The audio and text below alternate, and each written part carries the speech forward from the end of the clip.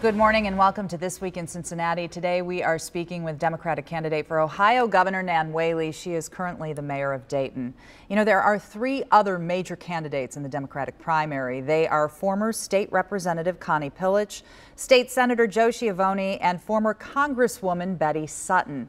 On the Republican side, Attorney General Mike DeWine, Secretary of State John Husted, they are in the race. We interviewed Husted on This Week in Cincinnati back in July. Congressman Jim Renacci and Lieutenant Governor Mary Taylor are also running. We spoke with her in February. Joining us now is the mayor of Dayton, Nan Whaley. We want to thank you for being here. It's great to be here, Kristen. You bet. What are the three top issues facing the state of Ohio, in your opinion? Well, certainly I think people not having the kind of careers that actually pay enough money for them to support their family is the #1 issue facing Ohioans right now. People are struggling every day to make ends meet. They're getting frustrated and angry about that, and I certainly understand why when they have to have more and more work with less and less money coming home compared to the rest of the country. Secondly, I think the opioid addiction issue is really an epidemic, and the state needs to treat it like the emergency that it is, and they've been pretty flat-footed on that issue. And then finally, how do we invest to make sure that we have the talent for the future, making sure that we have high-quality education opportunities. We used to be in the top 10 in this issue for high-quality education. Now we're in the mid-20s and continue to fall behind. And we won't be able to have the talent we need for the jobs of the future if we don't do that. When you talk about high-quality education, that takes money. How do you pay for it? Well, I mean, in Dayton, what we did was really partner to make sure we had early childhood education and high-quality pre-K for every single 4-year-old, one of only 10 cities in the country doing that, working with the business community to make sure that they supported it as well. I think the business community recognizes the important need for education and making sure that we invest in that talent, and it's about priorities. And certainly in the State House today, you know, they don't understand the priorities facing everyday Ohioans, and as a mayor who is on the ground every day where the rubber meets the road, you have to understand those priorities pretty well. That has been one of your criticisms of state government in Columbus. You say that it's kind of out of touch with communities and that the state doesn't really work with the communities. How would you work with cities? Yeah, it's not even kind of, Kristen. They are completely out to lunch on this and really haven't paid much attention at all with the communities and the local officials that are working hard every day to grow their city. And I'm going to interject. Sure, absolutely. I mean, one of the ways that is a big challenge is, you know, they've taken away resources and moved the ability to pay for our services onto more low and middle class workers, increasing property taxes because of the money that they now keep in Columbus. So that's one example. And then secondly, the issue of telling cities how they should run and telling townships how they should run. You know, I believe this idea that local control is the best control, and I think most Ohioans agree with that too, that what works in Marietta may not work in Maumee, and we need to allow local people to make those decisions instead of some guy in Columbus that really has no idea what's going on in those communities. And that includes better communication, or requires better communication? It requires partnership and communication, both for small towns and big cities, and really that hasn't happened much either. You know, cities and communities are where the rubber meets the road. The State House crowd right now, I don't even think knows a road exists. Okay. And that's a criticism, most definitely.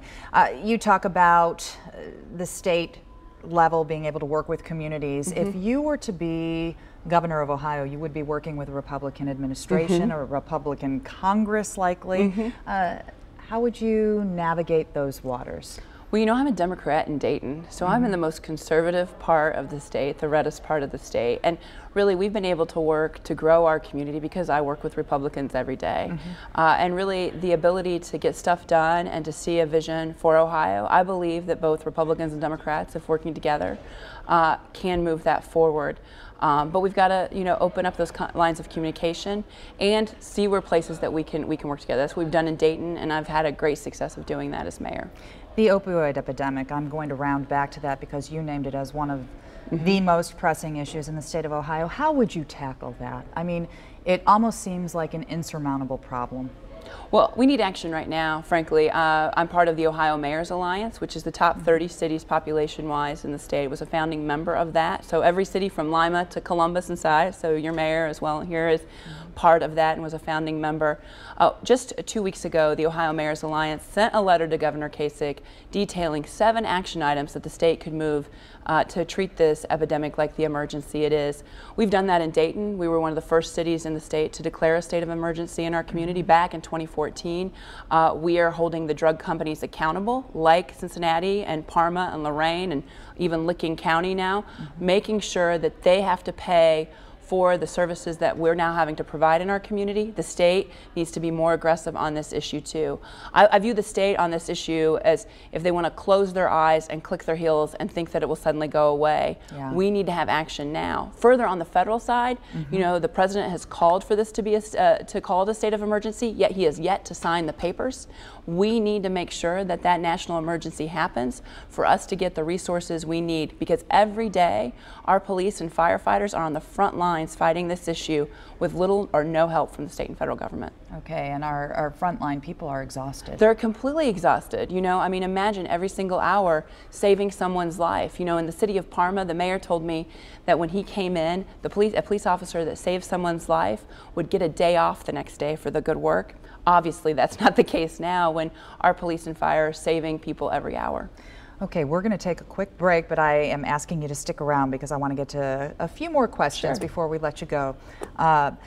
Several of the gubernatorial candidates have already appeared on This Week in Cincinnati. As we mentioned, we've interviewed Lieutenant Governor Mary Taylor and Secretary of State John Husted. We also spoke with Connie Pillage just a few weeks ago. You can see those interviews on the WCPO YouTube channel. We have invited all of the major candidates to appear on This Week in Cincinnati. And we will continue our conversation with Nan Whaley when This Week in Cincinnati continues in just a moment. The people, the headlines, the issues impacting you, all on This Week in Cincinnati on 9 on Your Side. The people, the headlines, the issues impacting you, all on This Week in Cincinnati on 9 on Your Side. As a mayor, you don't have the luxury of looking the other way. You have to deliver results for your community every single day. Welcome back. This morning we're speaking with the mayor of Dayton, Ohio, and the candidate for governor, Nan Whaley. You're talking about what it takes to be mayor.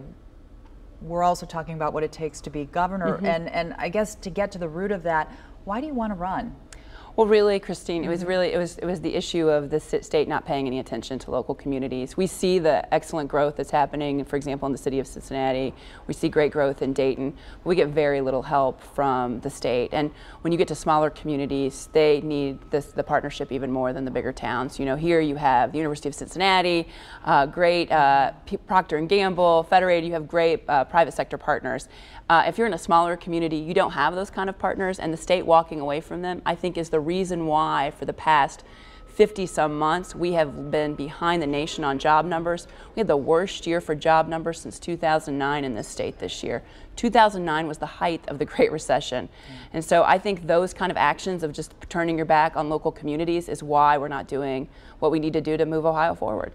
Did you ever picture yourself running for governor? No, I'm surprised about it, frankly. And, you know, really, I think when you have a real interest in making a difference, and that's why I ended up running for mayor, you have to step up. And certainly in these times, especially with where our federal government is and certainly where our state government is, you feel called to do more. And so this is what I think I have something important to say, and definitely I want our communities to be heard on the state level, and so this is why I'm running. There's a deep field of candidates. You are the mayor of Dayton. How do you get your name recognized beyond Dayton? Well, it's a great race for me across the state because everybody is very regional, and really I'm the only candidate that's an executive. Just like the governor, the mayor has to make decisions and run an organization every single day. So I'm not a legislator. I'm not somebody that talks all the time. I'm somebody that takes action. And I think that's a really big difference for anybody that's running in this race. And also coming from local communities. You know, I understand what's going on the ground, and I think we need more of that in the State House. And I think that's one of the issues why Ohio continues to fall behind. People sitting at home might be wondering, Will you raise state taxes? So I'm going to ask that question. Would you raise state taxes? Well, what we've seen in the past few years is that's what they've done. The tax shifting game has moved the burden on to low and middle income workers. People are actually paying more taxes now than they did 4 years ago and even 8 years ago because they have balanced the budget on the backs of local communities. If you think about it, 8 years ago, your property tax was probably a lot less than it is today. That's what the state government has done. I want to make sure that we close loopholes that have been happening for while we've given wealthier tax cuts. They need to make sure that the balance is there while low and middle income families don't pay as much. You have spoken throughout the course of this interview about communities having a better relationship with the state. One question that a lot of folks here will have is, what would the state of Ohio do about the Brent Spence Bridge? Because it's been an ongoing issue. Oh, yes. Well, even in Dayton, I know that, right? So, you know, my parents live down here as well as my brother. So I hear about the Brent Spence regularly. And really, this is an example of gridlocked Washington, D.C. and gridlocked Columbus, right? You know, the folks aren't interested in really solving this problem. It's surprising to me that when you had Mitch McConnell and John Boehner on both sides of the river being unable to get this done, just is indicative of how ridiculous this has gotten. We have to make sure that we invest in our infrastructure. It's the #1 issue, according to The Hill, in the country, the Brent Spence Bridge. And so I would work with the governor of Kentucky, make sure that we have a way to move forward and actually invest in our infrastructures. If we don't invest in the future of Ohio, invest in our communities, invest in our roads and bridges, we're not going to make it. And that's where the priority really should be. Okay. A huge issue getting federal attention right now that has definite ramifications as it trickles down to the state's health care. What are your thoughts on how to handle it so that everyday Ohioans have access to affordable health care, affordable prescriptions, you name it? Right. I think, you know, we're at a really critical time, and certainly it isn't just to repeal the Affordable Care Act. You know, Medicaid expansion is one of the things that John Kasich has done right. We need to make sure that that is protected. As we deal with this opioid epidemic, 220,000 people across the state of Ohio get mental health or addiction services through Medicaid expansion. So we want to make sure that we're building a system that allows for true healthy communities, and that's what the Affordable Care Act has been doing. Now, it's not perfect. You know, there are efforts that we need to do, you know, make sure the stabilization fund is put up, so we make sure that all counties have access to health care. We definitely need to work on making sure that our costs continue to go down. There are ways that that can be done. Again, the U.S. Conference of Mayors has sent recommendations to D.C. on what should be done. And that's what you find with mayors, Kristen, right? You see mayors that we really do have recommendations. We send them to the state government, we send them to the federal government. Unfortunately, a lot of times we're not listened to. And so that's why it's even more important that we step up and do more in this time. You have the ability right now to speak with voters. What would you say to them in terms of why they should vote for you? Well, definitely, I think today Ohioans feel forgotten, invisible, and ignored. And as a mayor, I see them every day. And I think that the importance for us to do is to invest in our communities and invest in our future. And as a mayor, and certainly as governor, I would do that to get it done. All right, Nan Whaley, we appreciate you giving us your time as we hear from the field of candidates. Thanks so much. Oh, thanks for doing this. Appreciate WCPO taking the time. You bet.